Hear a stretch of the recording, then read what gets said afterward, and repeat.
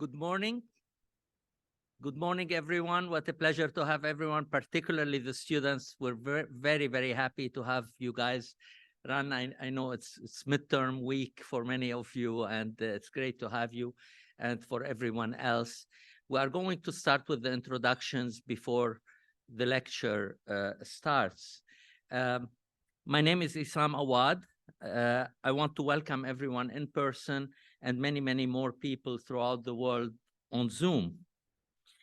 I'm a professor of neurological surgery, and I have the honor of directing the Safadi Program of Excellence in Clinical and Translational Neurosciences at the university. The program facilitates multidisciplinary interface and creates opportunities for collaboration among scientists and clinicians engaged in the diagnosis and treatment of neurological disorders. It supports pilot grants and fellowships awarded each year aimed at clinical basic science collaborations and interface. And it provides funds to help with program development and faculty recruitment, fostering these aims. The program sponsors today's event, the annual Safadi Lecture, celebrating neuroscience excellence at the University of Chicago, and addressing topics of great relevance by the preeminent experts in the field. Muhammad Safadi is a personal friend and a friend of the University of Chicago, who first met us as a patient and experienced firsthand our multidisciplinary teams and their focus on excellence, discovery, and innovations. In gratitude for his care and remarkable recovery, he later engaged us in developing this fantastic program, which has become an important catalyst among many strong neuroscience constituencies at the Biological Sciences Division, the School of Medicine, and the university as a whole. Safadi is a businessman and philanthropist who was born in Tripoli, Lebanon. Currently, he is the chairman of the board of Safadi Group Holding, which focuses on investments in real estate, property development, and business aviation. He served as an elected member of the Parliament of the Republic of Lebanon from 2000 to 2018.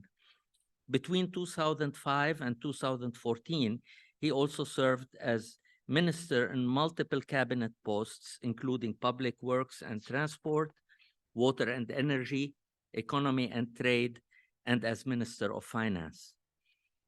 He often jokes that there were no problems in the Middle East under his watch, particularly as we are so sobered by the horrible events in the Middle East and elsewhere in the world today. As president of the Safadi Foundation Lebanon, he supports the development of Lebanese civil society, helps the poor, and the reform of state institutions. He is a member of many commissions, committees, and boards in Lebanon. He was awarded the Order of the Knight from the French government, the Cross of the Order of Merit from the Federal Republic of Germany, and the Order of Civil Merit from the Kingdom of Spain. He is with us today. He traveled a long way to be with us and will now give a few remarks. His delightful wife, Violette, could not join us in person, but she is attending the lecture on Zoom from England. Muhammad?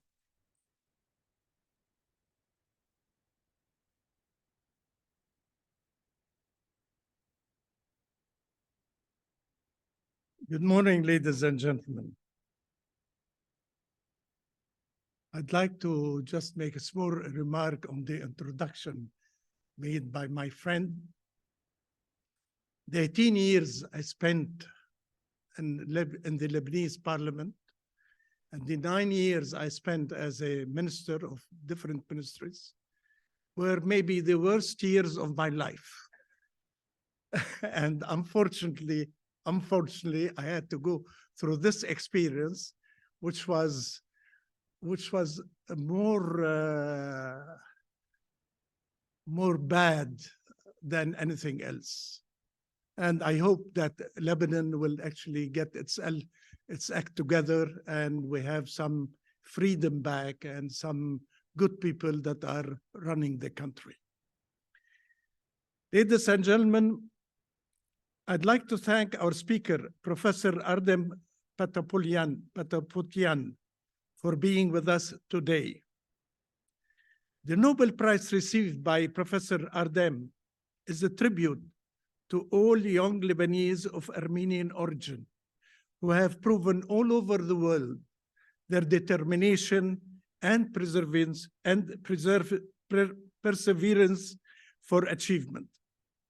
Last but not least, I would like to thank Dr. Awad, an outstanding neurosurgeon and a friend, for organizing and making this lecture happen. Understand that Professor Ardem research focused on the skin molecules that transmit feeling to the nerves and hence to the brain. Billions and billions have been invested in research by governments and private sector to advance medical science to save and preserve human lives. The irony is that also the same governments and private sector are spending many more billions to produce sophisticated weapons to kill mostly innocent people in wars they start or support. I hope and pray to God to touch the hearts and minds of world leaders and bring love, care, and compassion to guide them to end all massacres being committed in the world in the name of religion, economics, politics, or territorial gains. I wish all war in the world will end today. Thank you very much.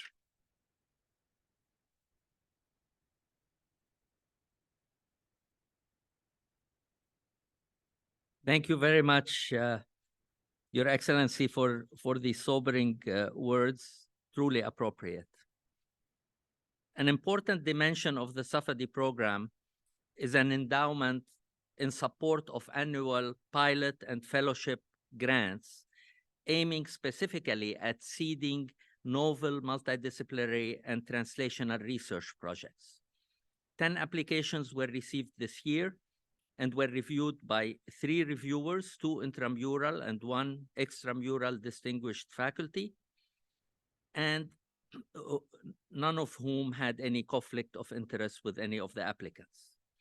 Each proposal was graded in 6 domains on innovation, scientific rigor, uniqueness, opportunity and milieu, and the multidisciplinary perspective, enriching and broadening neuroscience, and potential translational applications.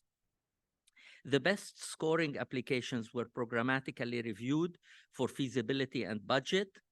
This year's submissions were particularly competitive, scoring an amazing mean of 2.7 on the scale of 1 to 5.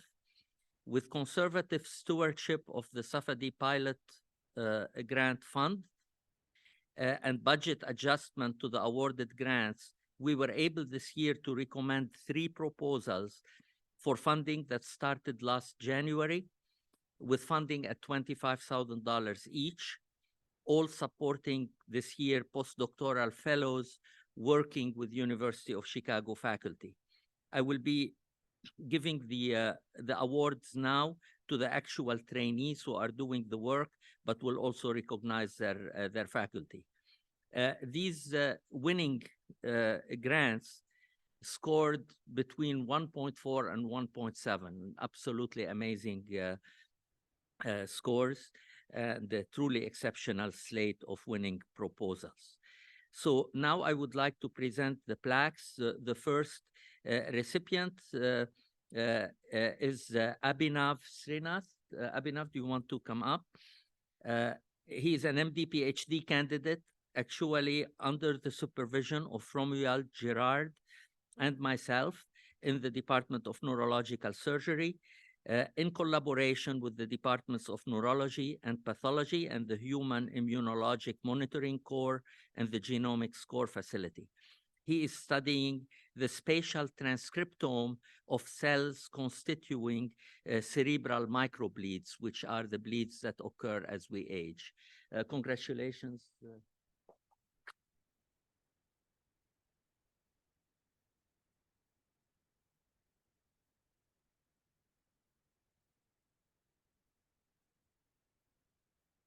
The next presentation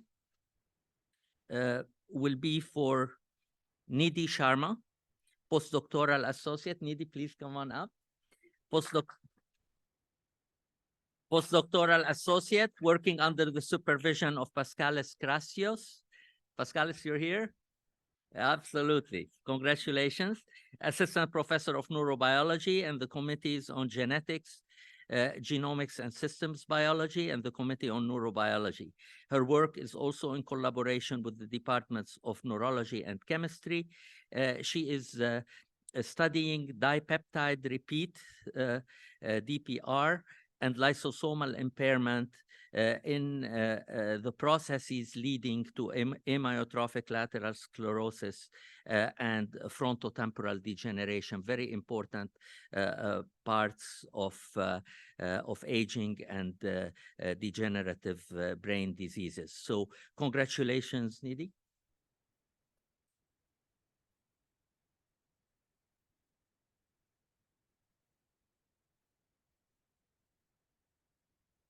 And last but not least, actually is a special award because the faculty sponsoring the award is himself a faculty scholar who benefited from Mr. Safadi for being recruited as a neurosurgeon scientist to University of Chicago. Sean Polster. Sean, are you here?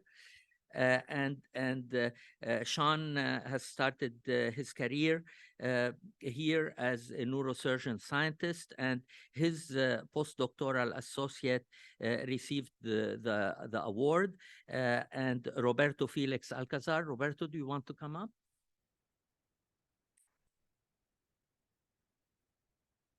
And Roberto and Sean are studying the influence of the gut microbiome on cerebral radiation necrosis, which is an important clinical problem that affects people after they receive radiation to the brain for various indications.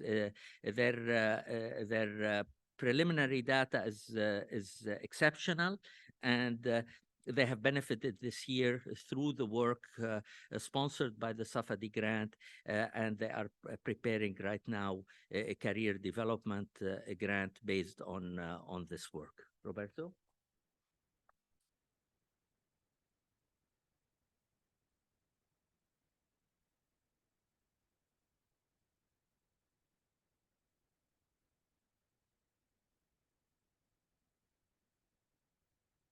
And now I yield the podium to John Monsell, the Albert D. Lasker Distinguished Service Professor of Neurobiology and Director of the Grossman Institute for Neuroscience at the University of Chicago, who will introduce our Safadi lecturer.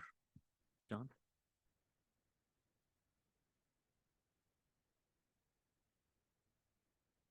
Thank you, Assam. Good morning.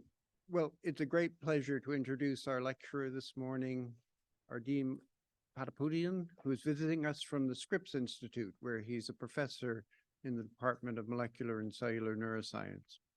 He's also an investigator with the Howard Hughes Institute. Ardim was born and raised in Beirut and came to the US as a teenager. He did his undergraduate studies at UCLA in cellular and developmental biology.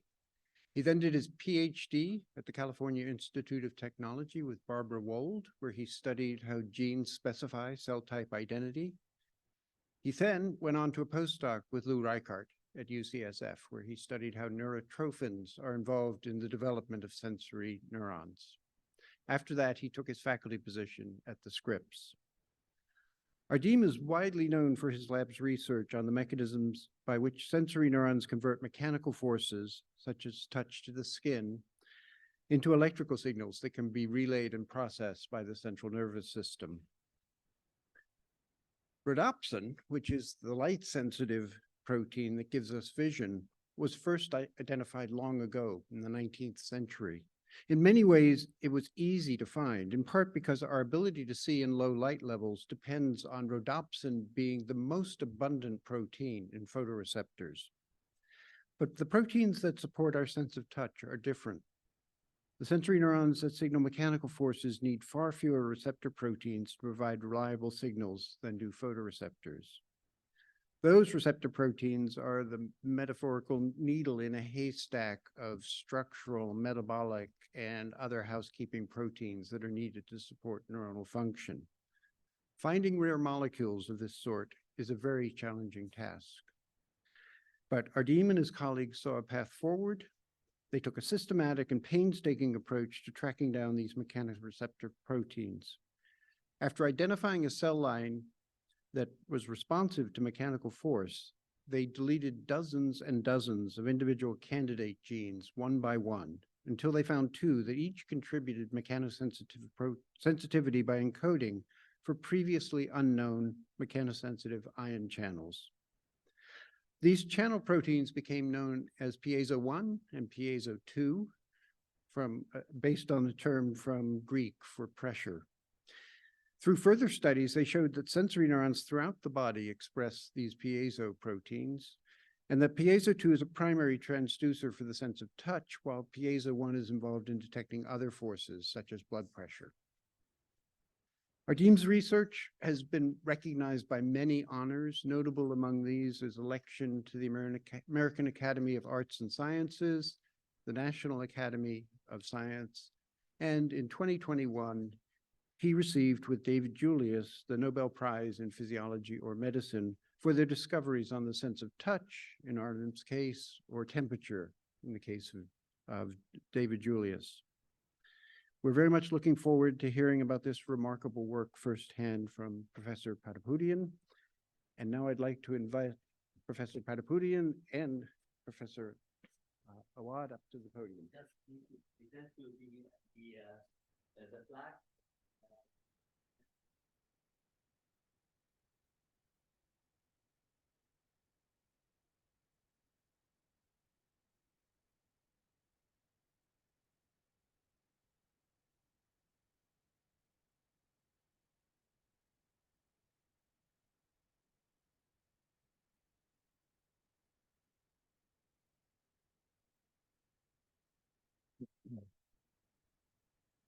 Good morning, everybody. Thanks for being here. I'm very grateful to this kind invitation. We had a wonderful dinner last night and look forward to interactions with students as well as faculty today. And very special thank you for Mr. Safadi for coming all the way from Lebanon. So I guess some pressure to do a good job to make sure it's worth his while. Really touched by your philanthropy and your care, and you're absolutely right. If we can convince governments to spend 10% of the budget on defense, on research and health, then we wouldn't need philanthropy from people like you. But for now, we do. Also, I know this is a kind of, and I apologize for blocking your view, but there's a very diverse audience. I think there's some specialists and some people who might not be experts on this. So I've tried to hopefully have something for everybody here. Just will be more of an overview, but as well as some unpublished data, actually. So we're interested in the sense of touch. And if I could find my cursor.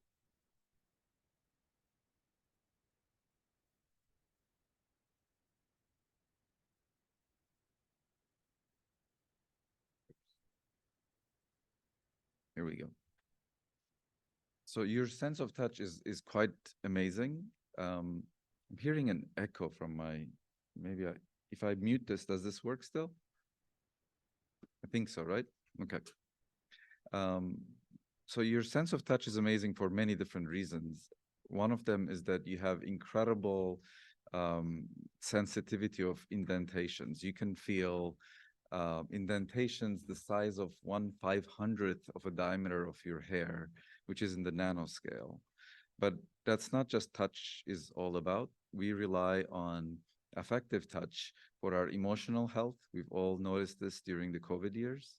And there's this very interesting related sense of proprioception where you can sense your muscles, how much they're stretched. And from that information, you know exactly where your limbs are in space. And this is beautifully shown here by two musicians, including Yo-Yo Ma, who are playing this very complex roles with their fingers without even looking at them.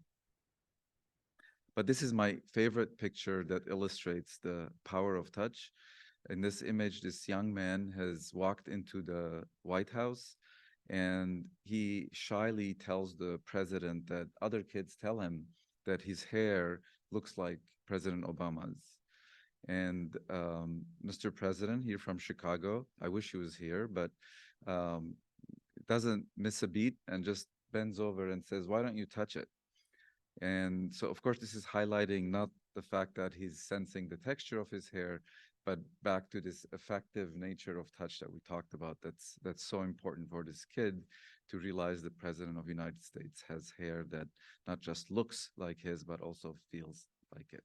So President Obama knows that in addition to seeing is believing, touching is believing. So all of these senses, touch, pain, proprioception, all start in neurons that are next to your spinal cord. They're very distinct and heterogeneous, here labeled that some are specialized to sense temperature and pain, other are low threshold mechanoreceptors involved in touch sensation, and others are proprioceptors. And these send little tiny processes all over the body, including your skin, and get information and transmit this to the spinal cord and to the brain. So if you follow these little neurites into your limb, you can see in red, for example, that proprioceptors innervate muscle spindles, while in the skin, there are a variety of different fiber types. We call them Merkel cell complexes, Meissner corpuscles, Pacinian corpuscles. All of these sense various aspects of touch. Some sense vibration, some sense movement, but together they come and your brain is perceived as touch. In addition, some of these similar types of neurons innervate internal organs, such as the bladder, and we'll talk about this as well. So as very nicely introduced, one of the big questions we're interested in is at the molecular level, how do you sense a gentle breeze or a cactus pricking your finger? It was postulated for decades that there are these specialized, very fast signaling molecules called ion channels that are directly activated by physical forces, such as temperature and mechanical force. The labs of David Julius, my lab, and many others identified this group of TRP or trip ion channels involved in thermosensation. However, although there was lots of excellent work done on mechanically activated cation channels, including work Eduardo Perozzo here on bacterial mechanosensitive ion channels, how we sense touch, the mammalian mechanosensitive channels were not identified till 14 years ago. So today I will kind of introduce you quickly about how we found piezos and summarize published work on how they're involved in somatosensation and interoception. And then I'll talk to you about some unpublished work about how piezos and sensory neurons are involved in some unexpected places as far as sensory neuroscience goes. Very quickly touch upon the sister molecule, piezo-1, and its roles outside the nervous system, and some very recent work on structural analysis of piezo-1. This sounds like a lot, but I'll go quickly through it, don't worry. And if there's time, I have some fun slides at the end too. So the work on piezo started by this postdoctoral fellow, Bertrand Coste. He runs his own lab in Marseille now, and he came to the lab to identify these mechanosensitive ion channels that were so elusive. And he did something quite unusual for neuroscientists, in that he took a very reductionist approach. We tried and quickly realized that identifying this needle in a haystack, as was mentioned earlier, from sensory neurons was going to be very difficult. So his thesis was, why don't we find any mechanosensitive ion channel from a mammalian system, and then later we can look in vivo to see what its role is by expression and functional analysis. So he pretty much screened cell lines, easy to work with cells that you can grow in a dish, to see if they're mechanosensitive with respect to ion channel activation. If they are, let's clone it. So the assay that he uses is kind of very simple. It's whole cell electrophysiology, so he's recording currents across the membrane, and with a glass probe, as you can see, he just pokes the cell, and if the cell has mechanically activated current, you can record it. And so after screening about 30 cell lines, he found out that Neuro2A cells very nicely have a mechanically activated currents. I won't have time to tell you, but he did a bunch of bioinformatic expression analysis, narrowed down to about 300 candidates that he thought could be the ion channels. And we thought, okay, this is easy. We'll just knock them out one by one and see which one is the right one. So this is probably my favorite slide because it shows an incredible amount of work in just one slide.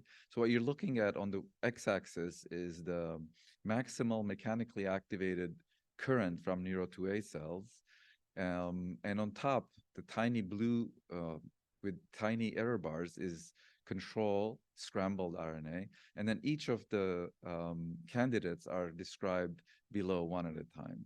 So to get these kind of error bars, you have to spend 2 to 3 days on each candidate, knocking them down, recording currents. And after 11 months of constantly getting negative data, he finally knocked down a candidate number 72, and saw a massive reduction in these currents. So this was at the time named unknown family 38 member A, as many genes in our genome are still not functionally characterized. And as mentioned, he renamed it piezo1 from Greek, meaning pressure. But this is the experiment that got him really excited. So when you get the full-length piezo1 and then put it in a naive cell like HEC293 T cells, you can see these massive nanoamp level currents. Piezo1 has a sister, about 40% identical in amino acids with different inactivation kinetics, but still you get a very nice currents when you overexpress it. Most of our work has focused on, after identifying this ion channel and proving that it's an ion channel that I'm not going to talk about now, is look at what it does in both animal models, such as mice, as well as from clinical data, and using both loss of function and gain of function model systems. So piezo2 was very robustly expressed in DRG neurons that we were very excited about. So one of the first experiments we did is knock it out in the mouse and wanted to know if these mice still sense touch. We didn't know behaviorally how to ask this question. So I show this just because the first experiment that my graduate student, Sanjeev Ranade, did, and it's not a very sophisticated test, and we call it tape on the back, if I can get the video to play.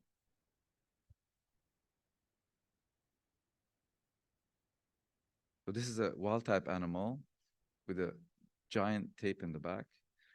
It doesn't like it, tries to get it out. Having trouble with the videos.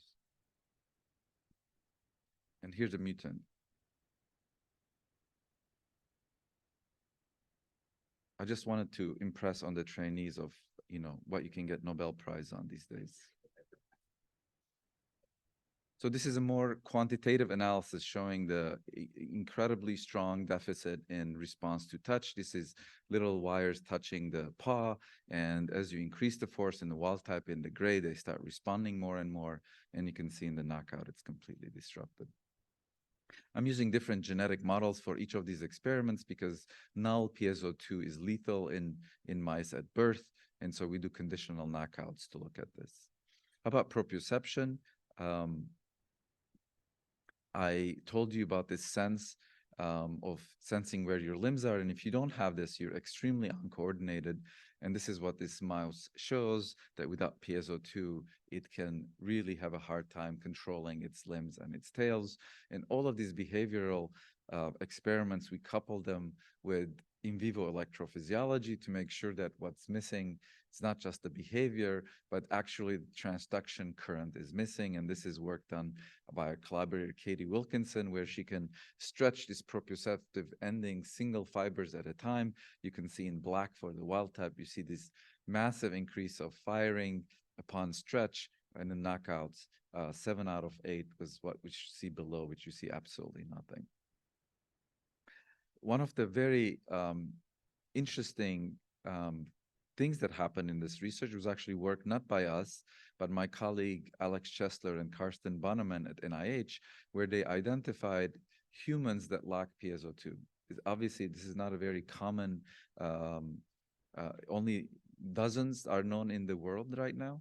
And this individual completely lacks piezo2.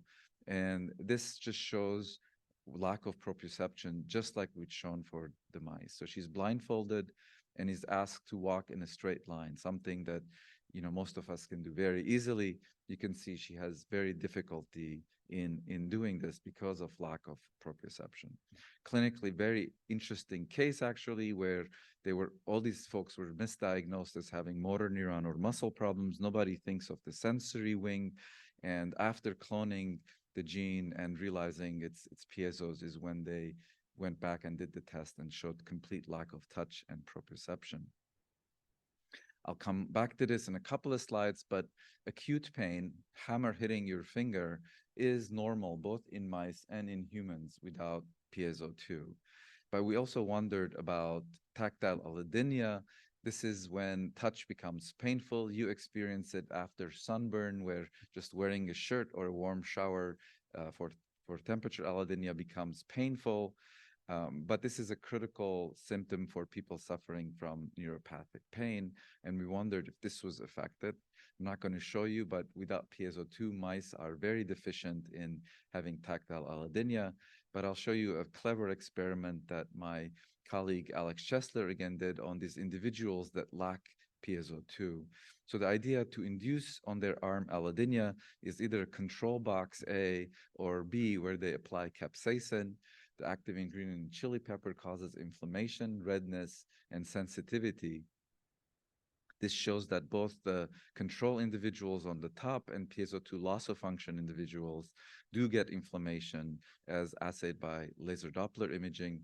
And then the assay is just to touch those A or B box and ask the individual, is this painful? So control individuals, of course, 100% can guess that box B is where it's become painful. The loss of function individuals say, I don't feel anything. I don't know what you're asking me. And you say you have to guess one or the other, and they get 50% right. So they have a complete loss of tactile allodynia. So, one of the reasons that many pharmaceutical companies have left the pain field is because they say mouse studies are not translating into humans. So this is one example where we kind of have validation that the same mechanism is happening in humans as well as in mice. The problem, of course, is there's many challenges of targeting piezo2 as a drug target, mainly because if you had a complete block of piezo2 with an oral pill, you will have all those problems that I mentioned, including loss of touch and proprioception. We're working on this, but we think it's much more reasonable to think about it from the perspective of local topical type of interventions. Okay, so to summarize a little bit, piezos are involved in, as I said, touch sensation, not just involved, they're the principal mechanosensors, I would say, for touch sensation, proprioception, tactile allodynia. I didn't mention this, also mechanical itch, very scratchy wool sweater that you wear or a bug crawling on your skin causes mechanical itch through piezo1, not piezo2. But over the years, together with Steve Liberlis at Harvard and Alex Chesler at NIH, we've also been very interested in this idea of interoception, innervation of these sensory neurons in internal organs. And here it's even more fascinating, I think, because not only what the mechanosensors were not known, but the role of mechanosensation in many of these sensory processes are unknown. But for example, we figured out that piezo2 senses lung stretch and regulates breathing pattern. For those of you who went to medical school would know that Herring-Brewer reflex, which is a lung inflation-induced apnea, is completely gone without piezo2 in the mice. Baroreception, there's many ways to regulate your blood pressure. The sensory neuronal mechanism of this is through baroreceptors that innervate the aortic arch. And here you need both piezo1 and 2. Only if you delete both of them from the nodal ganglia, you see lack of baroreception. So, you know, the sensation in the lung and baroreception you might not be conscious of, but you're very conscious of your bladder filling. And if you had lots of coffee, you're starting to feel that right now. This is also piezo2. And actually, the individuals who do not have piezo2 don't have this sensation. And while growing up, they've learned to go to the restroom 3-4 times a day to avoid accidents. And we recently also published that gut motility is regulated by piezo2 in the mouse. And again, humans without piezo2 have both diarrhea and other GI issues at various times of their lives. And this is just the beginning. I think there's so much more here. Stomach stretch is something one of my postdocs who started her own lab, Kara Marshall, studying, where, you know, most of what we know about satiety is studied at the chemical level, hormones being secreted, etc. But how much is your stomach stretch contribute to how much you eat, when you eat? Satiety and diabetes and obesity is really not known. But intuitively, you know, when we ate a lot last night, I felt full, sounded very mechanical. So I bet this is going to play an interesting role here as well. So coming back to acute pain, I just don't want to give the impression that piezos explain everything. I told you that the ouch of hammer hitting your finger, we still don't know. And mechanistically, we think we know why piezos don't account for this. The graph is not that important, it just shows that if you remove piezo2 and record from the RG neurons, there's still another 1 or 3 mechanically activated channels not yet identified that we think might be the nociceptors. And all I have to say here is that for 12 years, we've tried many different ways and have failed, including more RNAi screen. Now we're doing CRISPR alpha screens. And the only reason I talk about this specifically for trainees who might see a talk and say, wow, everything works for these people, just to say that there's lots of things that don't work for everybody. And this is something we're still very interested in pursuing. And I just wanted a disclaimer that despite 12 years of attempts, no trainee career has been sacrificed for this project. We use risky projects as ways for people to have, in addition to their bread and butter project, collaborative work that they could try, and if they fail, it's not too bad. Okay, so as we're studying all these sensory mechanisms in internal organs, that makes a lot of sense, baroreception, bladder filling. We also know that the RG neurons innervate organs that we can't intuitively guess what mechanosensation or sensory innervation per se are doing, including pancreas, adipose tissue, kidney. And we're starting to work on all of these, but I wanted to tell you a story in progress about nerves innervating adipose tissue. And this is the work of current student Yu Wang, together with Leah, my collaborator at Scripps. So the textbook version of how adipose tissue communicate with the brain is that they secrete hormones such as ghrelin or leptin, and these hormones will go to the brain, assess how much fat you have, how much you need, and then through the sympathetic nervous system, regulate how much you burn fat or how much you store fat. But we knew that there are also sensory neurons innervating fat, but what do they do? Almost nothing was known about this. So you decided to first, not studying just mechanosensation, but just overall sensory innervation. What's the role of sensory neurons innervating fat? And she picked this inguinal white adipose tissue that can also turn beige, so it has some brown fat-like properties. And she had to develop much new tools to study this. I won't go through it in the detail, but in this dual intervention system to get a very specific effect, she infects the fat with a AAV that provides the Cre lines that she also would inject the specific DRGs with another AAV that has Cre-dependent deletion or deletion of the neurons, diphtherotoxin. So only neurons innervating this fat would be ablated in this case. And then she asked, what's the consequences of doing this? So again, doing this will not affect the sympathetic nervous system, and it would not affect the DRG neurons innervating other organs. And surprisingly, she saw a very strong phenotype. As you can see above, she sees a strong enrichment of these beige adipocytes, and below is just the RNA-seq data of the fat pads. And without going through too much detail, both thermogenesis and lipogenesis genes are massively upregulated when you ablate the DRG neurons innervating fat. Interestingly, this is exactly what you would get if you activated the sympathetic nervous system. So from these initial studies, we concluded that sensory neuron activation is a brake on the sympathetic activity.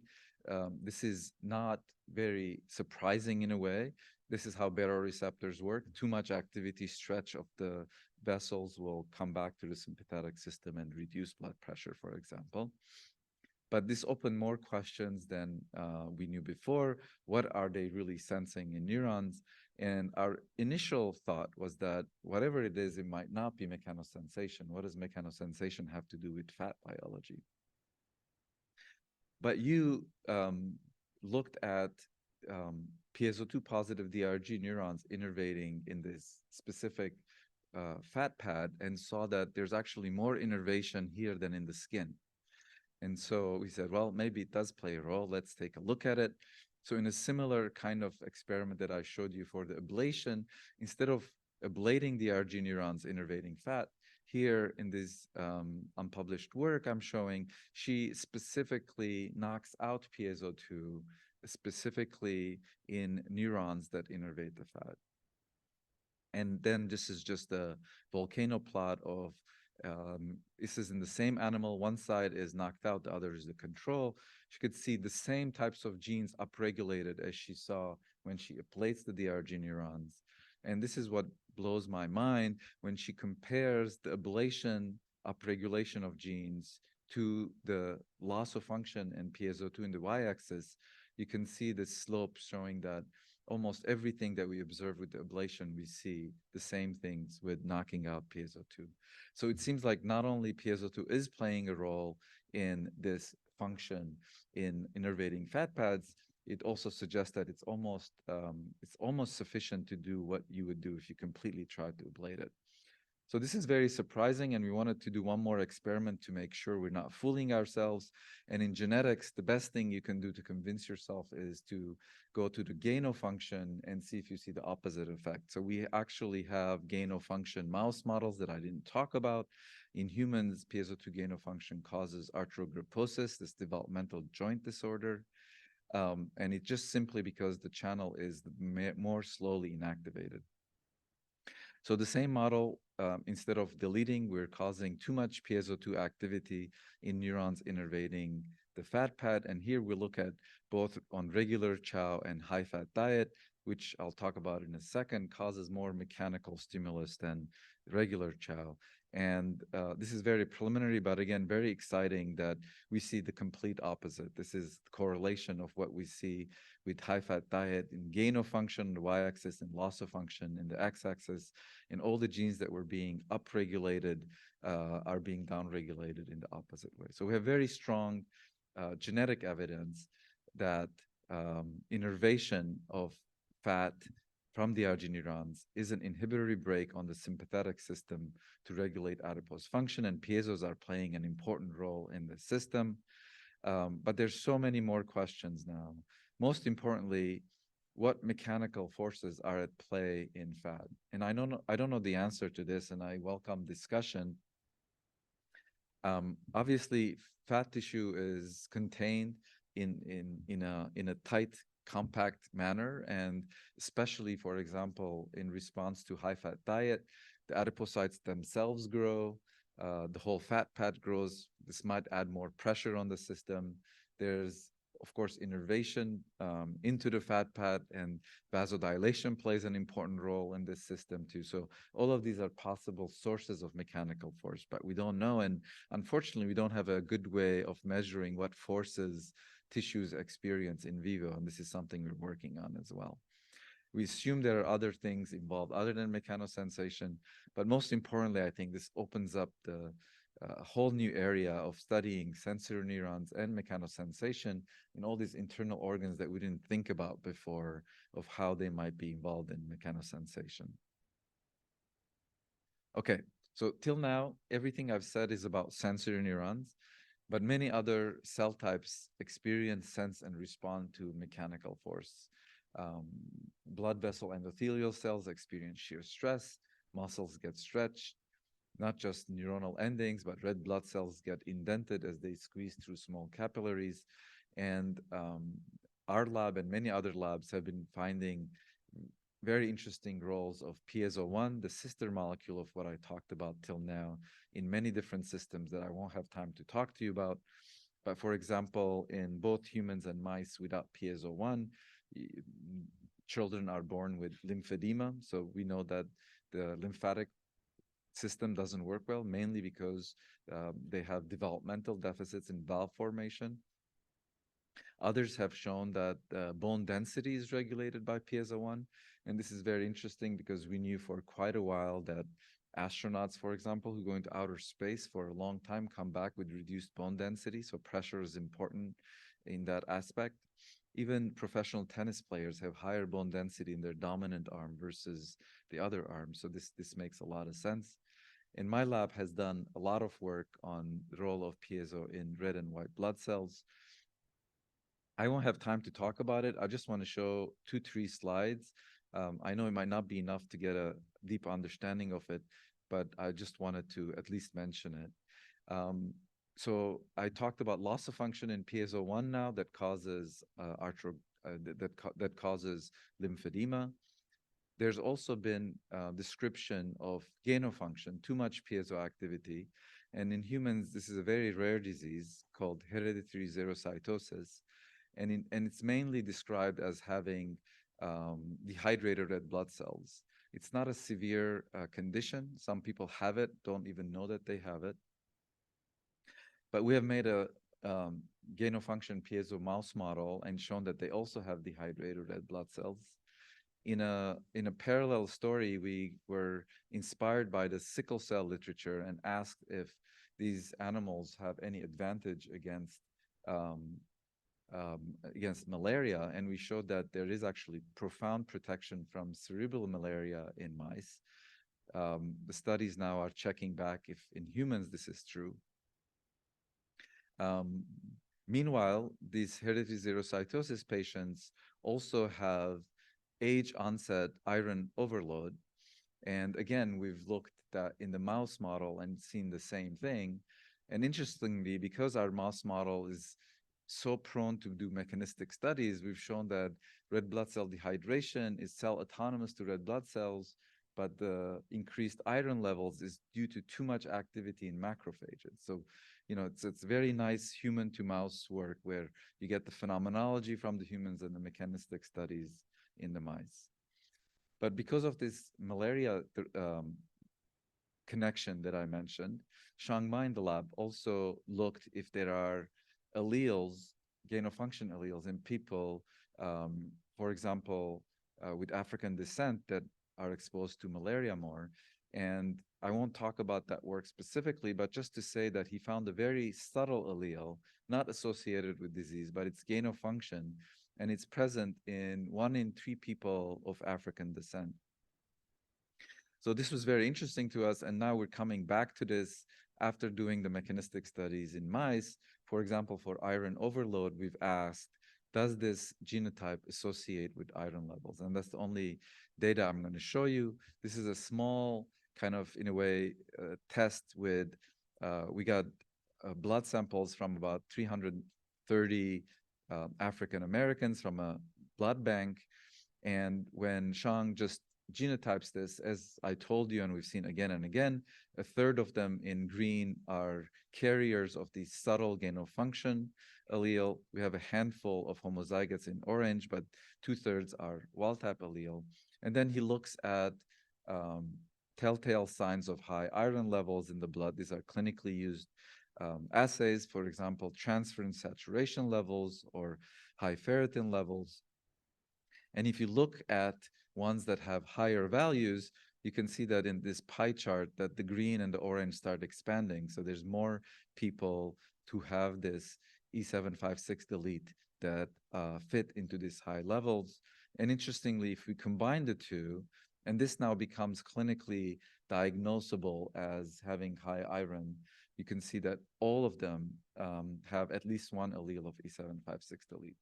It's a pretty strong effect. If you have E756 delete, you're 12 times more likely to have high ferritin levels, for example, but obviously much larger studies are required. So this quick summary of the gain-of-function work that I breezed through says that, again, similar to the sickle cell story, there might be both advantages and disadvantages of carrying a gain-of-function piezo. The advantage might be through this red blood cell deformation protection against malaria.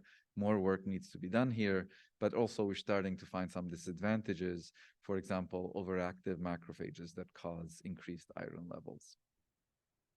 And we're very interested in collaborating and doing more work on using this type of genotype-phenotype association with E756 delete to find more both biological processes and pathologies that depend on mechanotransduction. I'll close the physiological relevance part of the talk by saying that piezos are not just present in vertebrates, but they're also present in many other species, almost everywhere except bacteria and yeast. They're present in flies, in C. elegans, unicellular organisms, as well as plants. And we've done one story in plants. Alireza Musavi in the lab asked if piezos involved in Arabidopsis thaliana, this plant species. And plants also experience mechanical force. For example, in the soil, when they experience a harder surface, they have to decide whether they go through it or go around it. Alireza found that piezo is very highly expressed at the tips, at the root tips of this plant. And just to cut a long story short, if he knocks out piezo in plants, they lose their ability to penetrate harder surfaces. You can see this in the left, a wild-type plant, which can easily penetrate this harder gel surface. You don't see the roots because it's going right through it, but in the mutant, they can't penetrate and go around it. The way it's focused, you can see all the roots. I just find this rather fascinating that evolution has used a molecule that we use to sense touch, and plants use it to sense how hard the surface of their soil is. Okay, how are we doing with time? Good. What do piezos look like? So till now, everything I talked about was about physiological relevance. The structure of piezo is also very interesting. So most ion channels have what we call 2 to 6 transmembrane domains. This is domains that they can integrate into the plasma membrane so they can, do their job, which is transfer ions from outside to inside the cell or vice versa. So piezos have 38, which is more than any other protein in your genome. We and others, including McKinnon Lab and Zhao Lab, have solved the structure by cryo-EM. And what you're seeing here is a trimer of piezo, so 38 times 3 transmembrane domains. Each protomer is colored differently. And what you see is that the 3 protomers only touch each other, come together at the C terminus in the middle where the pore is. The rest, all these ribbons, are transmembrane domains that extend into the plasma membrane and presumably sense tension. One of the things you'll immediately notice is that they form this cup-like formation as if they're about to be endocytosed. And Rod McKinnon was the first to actually suggest that this might be the mechanism for piezos, that they might be the mechanism of how this is activated. This idea was, of course, around in the bacterial literature as well. And indeed, both his lab, in collaboration with Schuring Lab using high-speed atomic force microscopy, and in cryo-EM by Long Zhao, my ex-trainee who runs his own lab, have shown that you can get a flat structure. And this is morphing of these two structures. So presumably, this is closed, and then if you stretch the membrane, it opens and gates the ion channel. Pretty remarkable movement.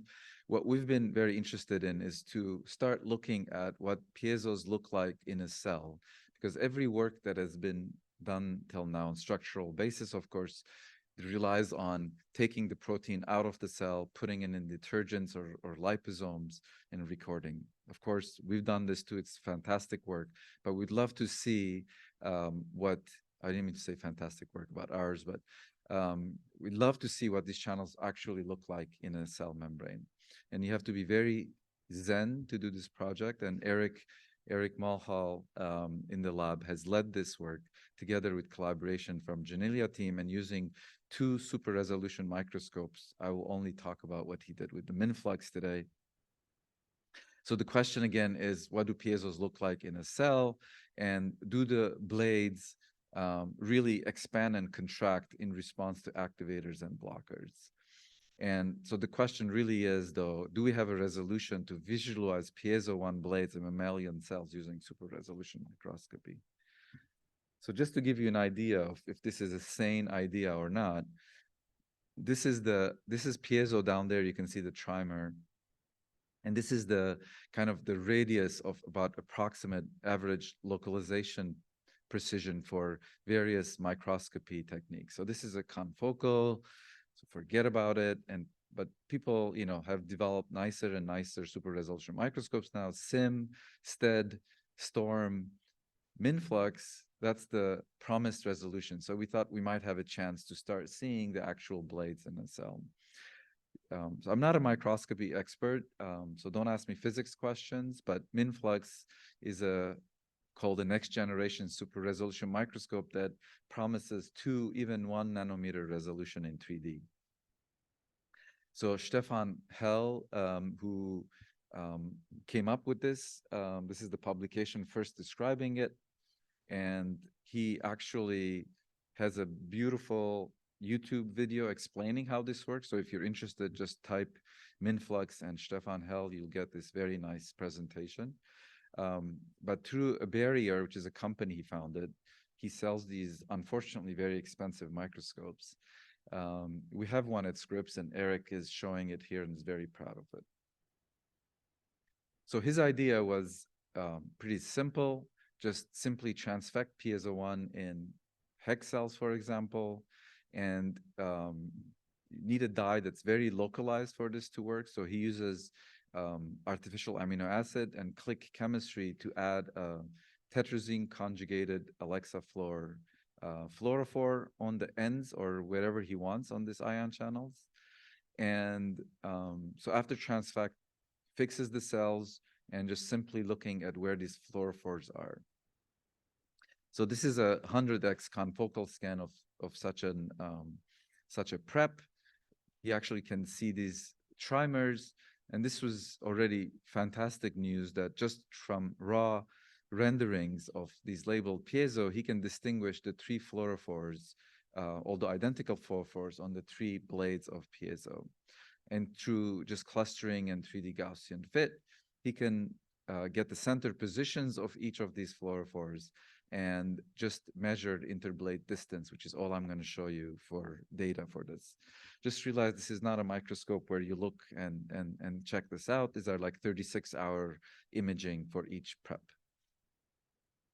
Okay, so again, I'm going to just show you this interblade distance, and these first 2 data points are actually not his work. These are measurements of the structure from detergent cryo-EM structures that I talked about.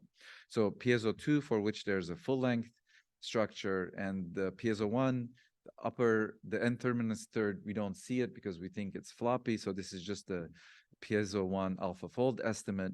All suggest that their interblade distance of this compact structure is just under 20 nanometers. So the first experiment that Eric actually did was repeat the experiment in the detergent. So this is not in cells. He does the same thing, but measures with MinFlux to see his first sanity check that we're getting the same results, and indeed he does. But then the big experiment, of course, was what if it's in hex cells? And two very exciting results immediately. First, the average interblade distance is larger, which suggests that it's more expanded in cells than in detergents. This is not very surprising. Actually, Rod McKinnon and colleagues had predicted that this kind of force from the membrane would open up a little bit the ion channel. What's also interesting, you can see, is that the variability, the data is distributed more widely. And we think, and we need to prove this later on, but we think this is because the N-terminus 1/3 is so floppy, so that each molecule, I should have said that each orange and gray dot is one piezo trimer, has these different values because it is floppy. So the next question was, can we activate or inhibit the channel and see this blade distance change? One of the things we've used was GSMTX4, which there's still some questions about how exactly it's acting. The most prominent idea is that it's a blocker of piezo and many mechanosensitive ion channels because it reduces membrane stress. So it acts as a mobile reservoir of the membrane, and electrophysiologically at the top, you can see that if you record mechanically activated, stretch-activated currents in this system, you need to add much more pressure to see activity without the peptide in the plasma membrane. GSMTX4 is a toxin. Remarkably, what he saw is that when he adds GSMTX4 to cells and measures piezo trimer interblade distance, now the distance considerably reduces. And in the schematic on the right, you can see it pretty much goes back to the level that we see in detergents. So GSMTX4 contracts the blades. I'm not going to show you data. We have a partial agonist, YORA1, that expands the blades. So we're seeing this very nice correlation between blade contraction with channel activation. The big experiment, of course, was mechanical force. There's not too many mechanical force stimuli that are compatible with this system. Not ideal, but he used hypotonic stimuli that would obviously stretch the membrane. And this, as shown in the left, massively activates piezo1, especially if you record with positive voltages. And again, remarkably, he sees a 30% expansion of the distance, interblade distance, compared to cells at stress, cells at rest. And the schematic below shows that this is really massively expanded. And the data point on the right shows what the distance would be like if piezo1 was not just flattened by completely open. So we are indeed seeing, with this very sealing effect, this is a very strong hypotonic shock, that the channels can indeed flatten. So I think the most interesting thing here is that perhaps for the first time for an ion channel, we can directly visualize single nanometer distance changes by direct observation of a fluorophore. With respect to piezo, some of this data is confirmation of what was thought, but we're starting to get an idea of what the channel looks like. In the middle, shown in resting stage, that if you pull it out and put it in detergents or add antagonists, the blades compact. And then if you add either an agonist or lateral membrane tension, you see this massive expansion. And this probably is the mechanism of channel gating. But Eric's very excited to take this to the next level. One of the things he's working on is to improve the methodology. Instead of having one fluorophore per blade, he wants to have 7 of them. And the idea here is that then he'll start seeing fine structure of which part of the ion channel is moving. Long-term dream is to do this in native cells, for example, in touch neurons at the skin nerve endings, to see what they really look like. But really, we're excited to see what the future is of fluorescent nanoscopy as another tool to study structural biology. Um, so these are everybody that my lab has presently, alumni and collaborators over the last 23 years, and funding agencies.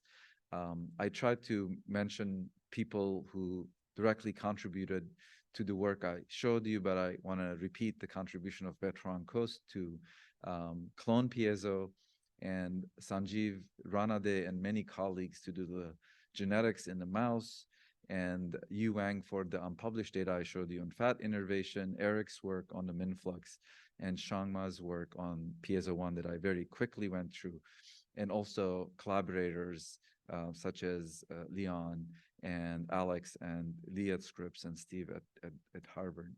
But another way to show my trainees is on a map. I'm a fond of this because it shows what a wonderfully international community we have in the sciences. So each of these blue pins is the birthplace of someone in my lab. You can see me born in Beirut, somewhere there. I don't know how to have this working, but anyways, you could see that we have a very nice representation from all over, at least Northern Hemisphere. So it's kind of shameful when you look at the Southern Hemisphere, but hopefully we'll work on it. My colleague from New Zealand actually was making fun of me that not only I've never had anyone from New Zealand has been cut off from the map. So I apologize. Since we have some time, I also wanted to end with some what I call fun slides about my experience as a laureate from my Twitter account, which I refuse to call X. So it is true that you hear from the Nobel Committee, if you live in the West Coast, about 2 a.m, and just before they announce it. And just like any other, sane individual, I have do not disturb on my phone, so I never got those phone calls. And they, after leaving 3 messages, they quickly Googled for other Pataputians in California and found the number and called it. And it was my, at the time, 95-year-old father, who somehow was awake at 2 a.m., answered the phone and yelled at them. But then quickly realized what was going on and was able to call me and tell me. So I just found out literally minutes before they announced it, and my wife quickly went and woke up my son, who was 17 years old at the time, and took this picture, which I'm very fond of. Study sense of touch and this kind of affective touching my son doesn't do all the time. So it's a very, very special moment. There's a lot of perks of receiving the Nobel Prize. One of them is this reserved parking. I actually have 2. And the reason is this parking, as you can see, is underground and nobody can see it where I park. And the philanthropy department called and said, we want a sign outside where people can see it. I said, well, I don't want to park outside. They said, it's okay. It's not for you. It's for others to see it. So my lab now takes turn in using that space. So that works for everybody. You get a lot of gifts. This is actually from the main office of Tabasco Company, who realized that mainly David Julius's work, but I guess ours is this idea of mouthfeel is relevant to the Nobel. They send us a collection of their valued products. Very nice. You get lots of awards. I'm the first I think Armenian and from Lebanon who's won the Physiology Nobel Prize, and the Lebanese government gave me this very nice National Order of Merit. And Armenia was very proud, and they've invited me. They've even issued a stamp with my face on it. So very touching. I still don't know how to process this one. But with all this attention, there's a fear that you get a very big head. And I have a committee that makes sure that I don't. It's the chair of that committee is my wife. And she does things like post pictures of me bringing the trash in to make sure I know who I am. And You can see how happy I am to be photographed here. Anyways, that's it. Thank you. Thank you for your attention.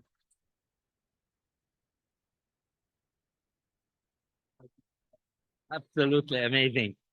So, what an amazing tour de force, and what a humanistic touch. A couple of points of order. We cannot process any questions from Zoom, but we are very happy to have any questions from the audience here now. And also, as a point of order, the PhD students who have signed up for lunch will have another special experience of having lunch with Professor Pataputian downstairs on the first floor of this building. And you'll be able to have lunch, and it's going to be a casual question and answer type of session, a little bit more informal. But let's open the floor now for questions from the audience.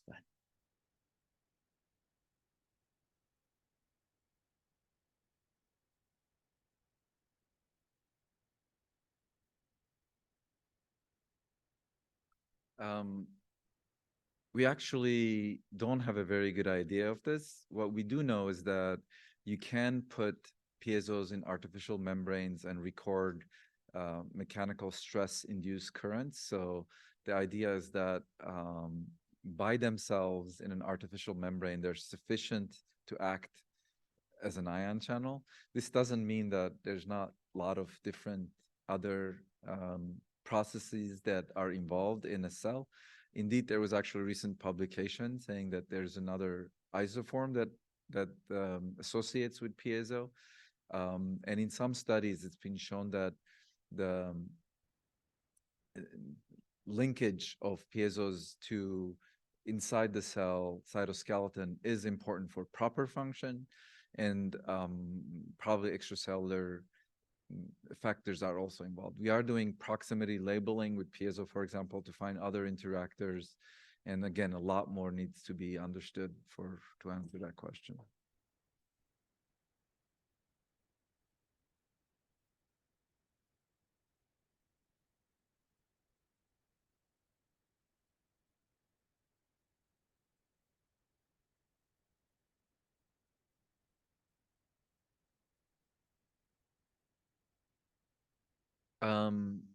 It's in our hands. It's not actually, they're not expressed in many neurons in the CNS.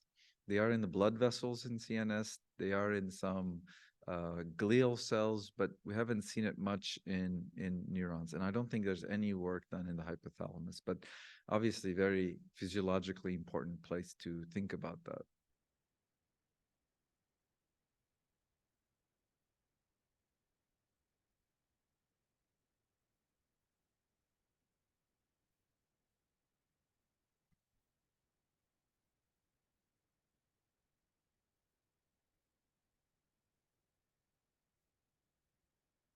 Yeah.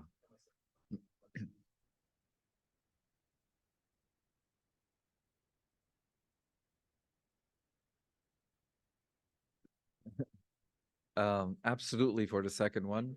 The first one actually is a very important point, and one of the biggest surprises that came out of the research on touch, both in the humans and in the mouse, is how much one molecule seems to account for all aspects of touch. So the only things left in the humans seems to be pain and pressure sensing. But the majority of touch, including the sustained and immediate ones, seem to be dependent on piezo too. And the reason that was a surprise is because for decades and decades, people had recorded these very different profiles of mechanical activation in endings. And some are called rapidly inactivating, some are slowly inactivating. And what you call sustained touch is thought and assumed to be because when you have one of these nerve endings that you keep pressure on for 5 seconds and they fire the whole time, that's what we'd expect. And piezos in hex cells are rapidly inactivating, as I showed you. So you wouldn't have predicted that they would account for that, but they do. And how they do, we don't know. Very interesting question. I think there must be mechanisms either at the molecular interaction level that we don't know yet, or perhaps even the anatomical specialization that each of these nerve endings have that is translating a natively, rapidly inactivating current into an in vivo, slowly inactivating or non-inactivating current. Very interesting how that's going to be answered, but we don't know yet.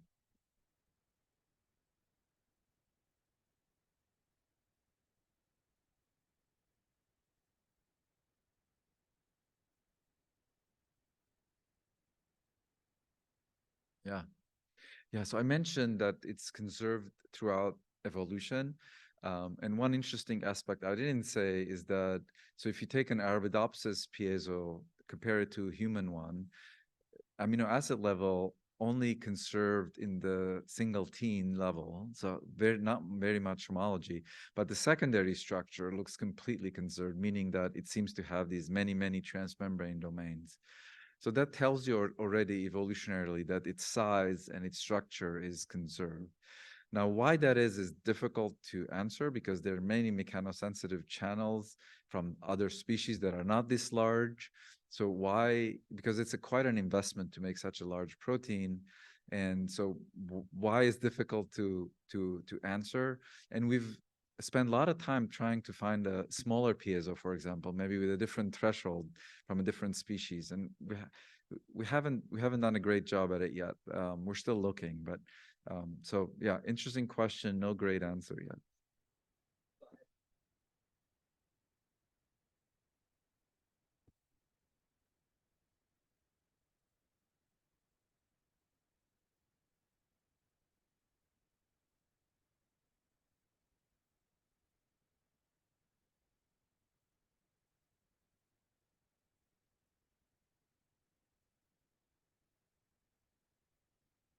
Yeah, that's something we've thought about. Someone just told me that there's physics experiments done to show that the most efficient organization of blades in a fan is 3. So I don't know if that has anything to do with piezos, but more to your question, we didn't think so, but given the kind of deformation it causes to the plasma membrane, you could easily imagine a role beyond ion channel. And there's this one paper published, not by us, but Lichin Lo from Stanford. In Drosophila, he found a phenotype associated with piezo. And remarkably, he seems to be able to rescue that phenotype by expressing a channel-dead mammalian piezo. Actually, it was a fly piezo. So that suggests, at face value, that there might be in that system a role beyond its ion channel function. We're actually trying to follow that up. We want to first make sure that construct is really completely channel dead, and then it becomes a question of what is it doing. And then we take the question.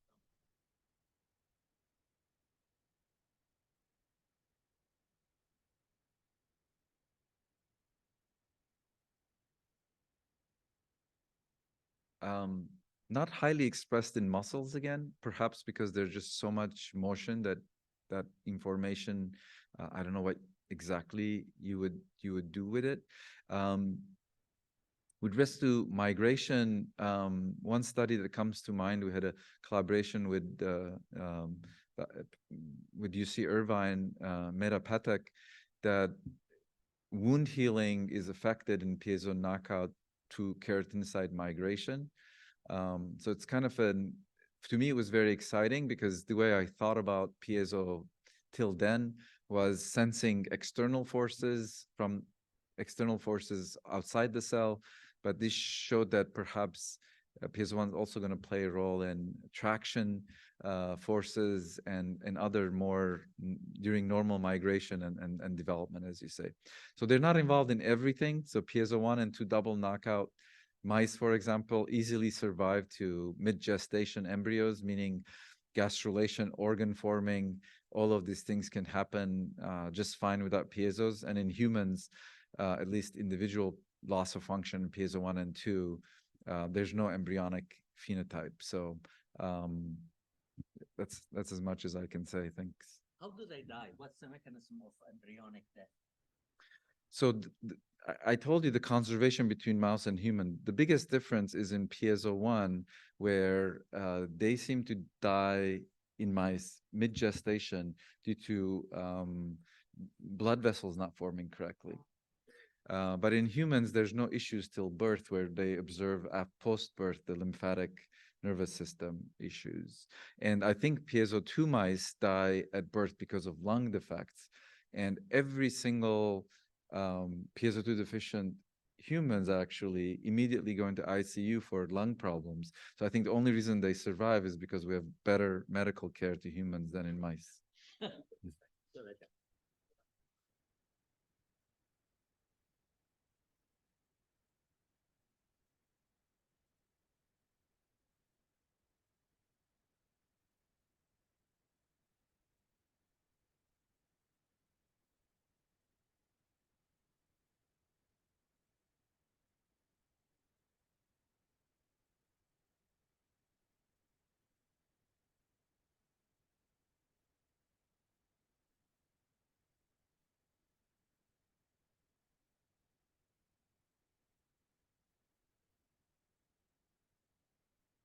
Yeah. So we tried to do the same approach as we did for piezo-1. So find a cell that's mechanosensitive and try to find it by knocking it down. And we cloned piezo again and again 30 times. So that was the problem. It's just, at least in cells, the way we're assaying them, that we keep going to the same. We actually did use it to find the GPCR that's mechanosensitive. Again, doesn't explain the channel activity in DRG neurons that would explain for nociception, but that did work in one instance. Otherwise, we have been going back to DRGs and doing RNA expression to see what types of markers are associated with the remaining current, and then making a list and knocking it out one by one. It just hasn't worked. At some point, we decided, okay, loss of function is not working. We should just overexpress things. There's caveats to that, but any screen has to take some assumptions. And getting a really curated full-length cDNAs from mammalian genome is not in a good place. What you order has errors and undefined stop codons. So that's why we're doing CRISPR alpha screens, where from the promoter you would activate any one gene either in a pooled library or arrayed, and then screen for mechanosensitivity. That's our current approach.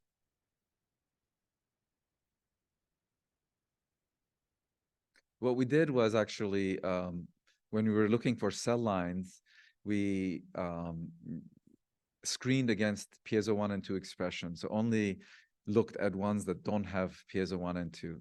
And then at some point, as soon as we found one that looked promising, just in case, we would still knock out piezo-1 and 2, as you suggest, to make sure that's not it. So that hasn't been successful, although I was very hopeful with that approach.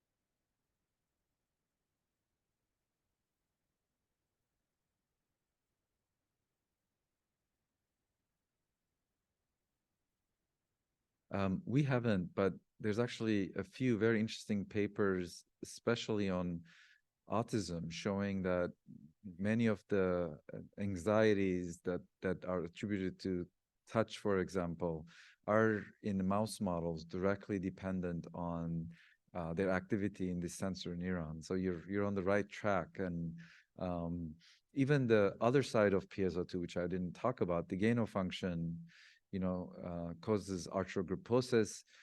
Again, clinically, this is known to be a tendon or, muscle kind of anatomical deficits.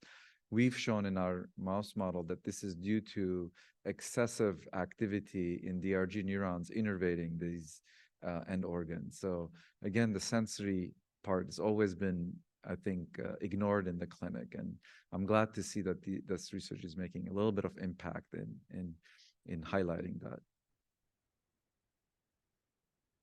One question about SNPs that may increase or decrease the activity Yeah. slightly. Has that been looked at as to whether that influences oversensitivity, undersensitivity in humans? Has there been Yeah. movement in that Yeah. direction? The other maybe question related to that, has there been lesions linked to somatic mutations with loss of piezo? And what do they do locally? So we have, for now, just focused on the types of SNPs that cause a coding, amino acid coding difference. And E756 delete that I mentioned is one of them, but we've not done a more general SNP test. But we're very interested in using databases such as the UK Biobank and all of us from NIH to do exactly that. And there's some very interesting associations already in UK Biobank that you can look at. We have not looked at any somatic effects.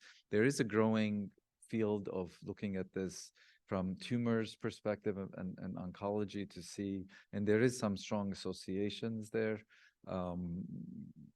Maybe focal lymphatic or valve. Exactly, exactly, yeah. Last question. Maybe we'll take just to go at one and then. Can you be little?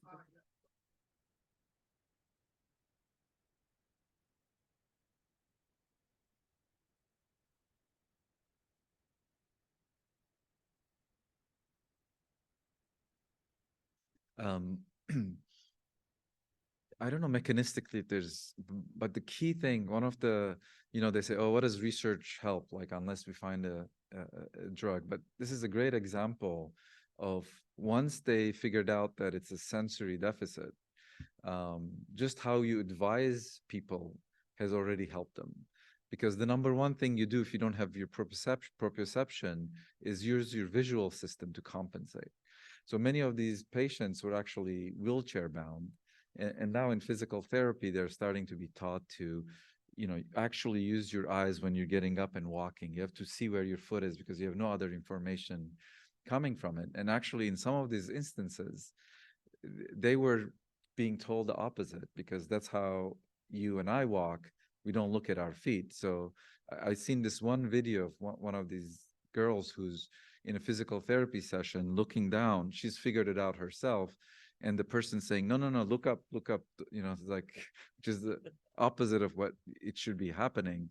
And so there's just this little, information already helps. But I think some of the work done here with prosthetics and stuff has incredible potential to help these individuals in, for example, they sense pressure, I said, but not touch. And so linking that sensation to giving them sensation in the fingers is something people are actually thinking about, and hopefully it'll come reality in the next few decades. We'll take one last question at this session, and then for the students later we meet at noon and you have.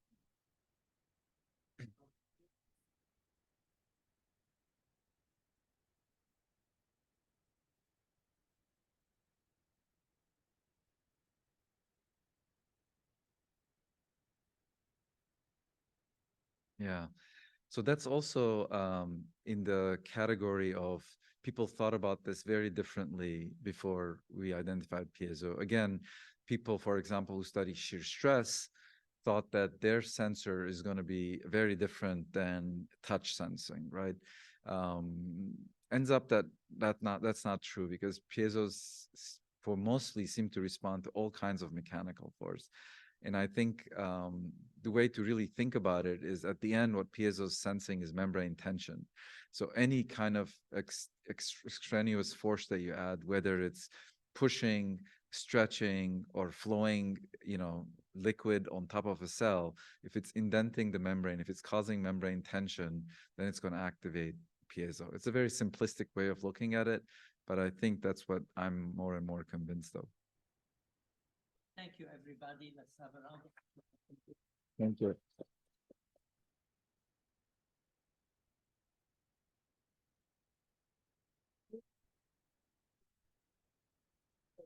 Whatever that you got by, and then at 12 noon we meet.